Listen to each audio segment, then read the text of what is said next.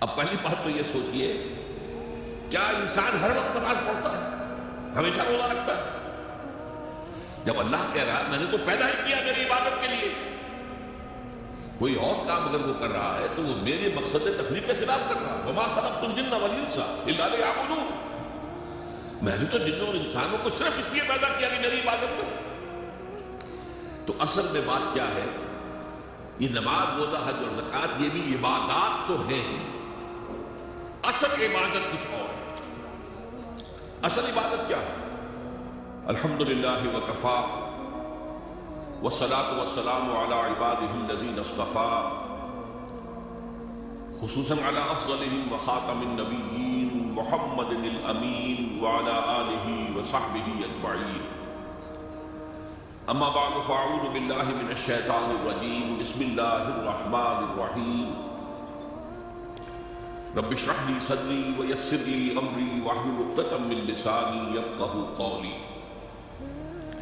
اللہم ربنا الہمنا رشدنا واعذنا من شرور انفسنا، اللہم ارنا الحق حقا وارزقنا اتباعہ وارنا الباطل باطلا وارزقنا اجتنابہ، اللہم وفقنا لما تحب وترضى، آمین یا رب العالمین۔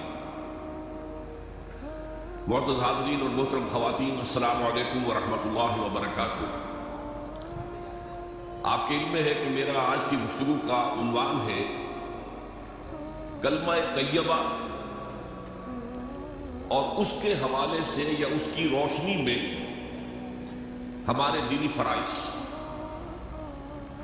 بچپن میں مجھے امید ہے کہ بہت سے لوگ خوش نصیب ایسے ہوں گے اس مجمع میں جن کی تعلیم کا آغاز قاعدہ یسر القرآن سے ہوا ہو یا نورانی قاعدے سے ہوا ہو، اور پھر اس کے بعد حضرت مولانا مفتی کفایت اللہ رحمۃ اللہ علیہ کے کتابچے تعلیم الاسلام جو ہے انہیں پڑھائے گئے ہیں۔ ظاہر بات ہے کہ آج کل وہ رواج ختم ہو چکا ہے۔ آج کا ہمارا دور مادہ پرستی کا ہے۔ ہماری تعلیم میں بھی آپ کو معلوم ہے کہ کنڈر گارڈن جو ہے اس سے بات شروع ہوتی ہے، اور ممی اور پاپا یہ الفاظ جو ہیں بچوں کو سکھائے جاتے ہیں۔ اللہ اور اس کے رسول کا نام عام طور پر نہیں پڑھایا جا رہا، لیکن یاد ہوگا آپ کو کہ اس سلسلے میں سب سے پہلے ایمان مفصل، ایمان مجمل یاد کرائے جاتے تھے۔ ایمان کیا کیا ہے؟ پھر 6 کلمے پڑھائے جاتے تھے۔ یہ 6 کلمے یوں سمجھیے کہ اسلام کی تعلیمات کا لب لباب اور خلاصہ۔ ان میں سے پہلے 2 کلمے کیا ہیں جو اہم ترین ہیں؟ کلمہ طیبہ لا الہ الا اللہ محمد رسول اللہ صلی اللہ علیہ وسلم، یہ مختصر ترین کلمہ ہے، اسے کلمہ طیبہ کہتے ہیں۔ اور یہ سمجھیے کہ ہمارے دین کی جڑ اور بنیاد اور اساس ہے۔ دوسرا کلمہ اسی میں لفظ شہادت کا اضافہ ہو کر اشہد ان لا الہ الا اللہ واشہد ان محمد رسول اللہ صلی اللہ علیہ وسلم۔ یہ کلمہ شہادت جو ہے یہ اسلام میں داخلے کا شاہ درا ہے۔ شاہ درا، در کہتے ہیں دروازے کو، شاہ درا بہت بڑا دروازہ۔ جو لوگ دلی سے واقف ہیں انہیں یاد ہوگا، معلوم ہوگا کہ دلی جو ہے وہ جمنا ندی یا جمنا دریا کے مغرب میں واقع ہے، اور مشرق سے جو بھی آتا ہے یو پی سے، اس کو پہلے ایک قصبے سے گزرنا پڑتا ہے جس کے بعد پل آتا ہے جمنا کا، اور اس قصبے کا نام ہے شاہ درا۔ اسی طرح کا شاہ درا ایک لاہور میں ہے۔ لاہور جو ہے وہ راوی کے جنوب مشرقی کنارے پر ہے، آباد ہے شہر۔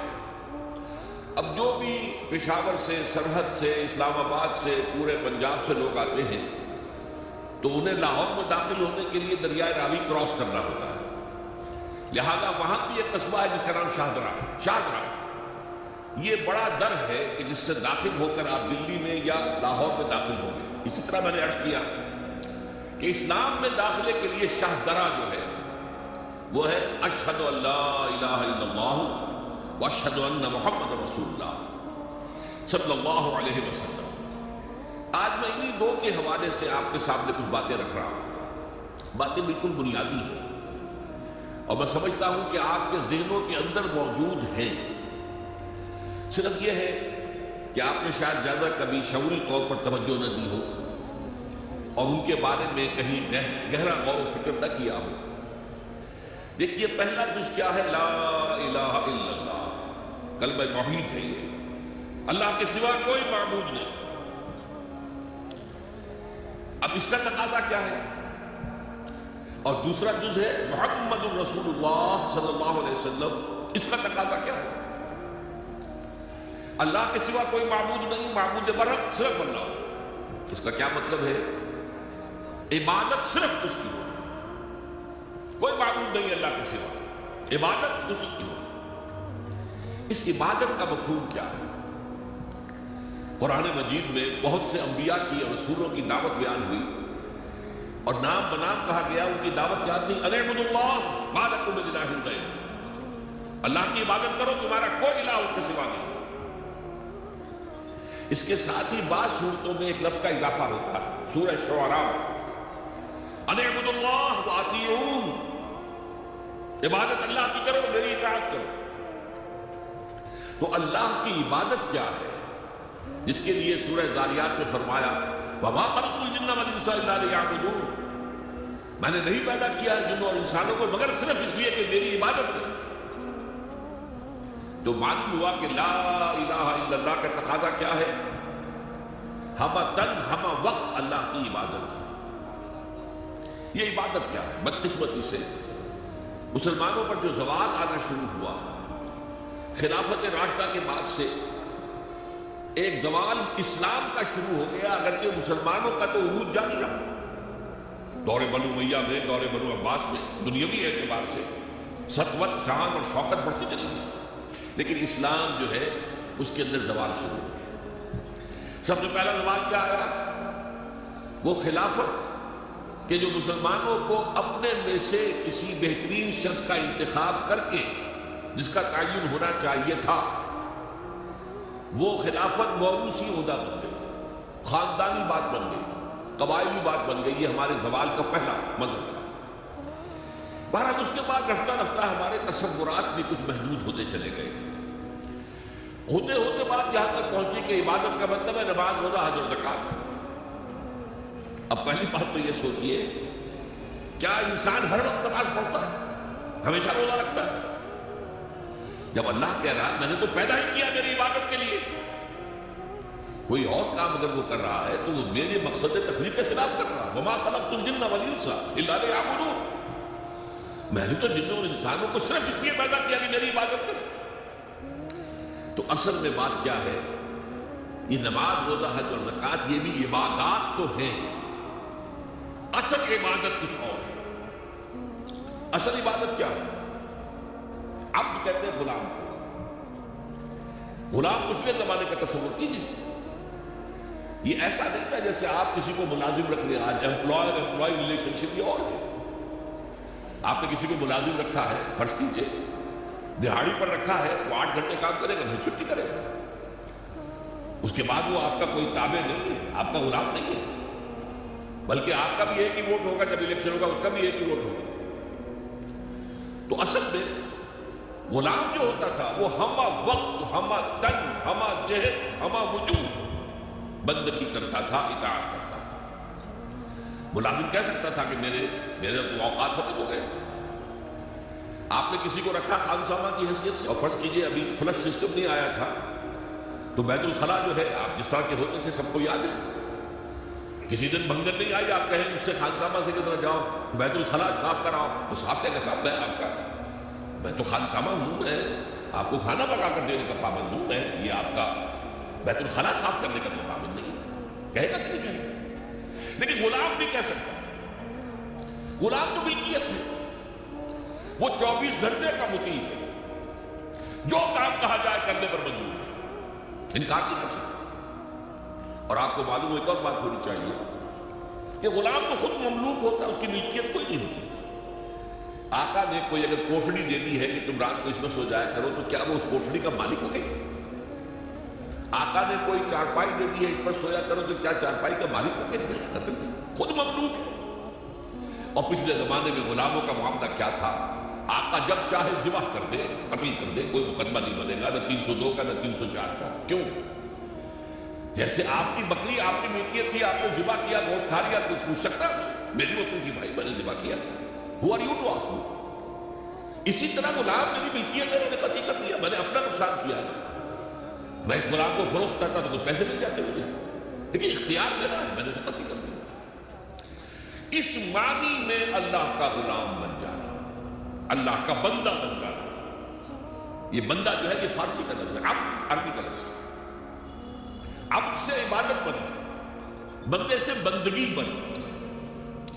چنانچہ شیخ سعدی کا شعر ہے مشہور، جو مسجدوں میں پہلے لکھا جایا کرتا تھا۔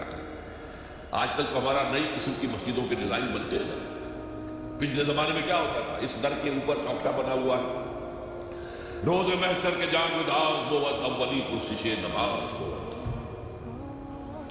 وہ قیامت کا دن جو بہت سخت ہے، پہلا حساب نماز کا ہوگا۔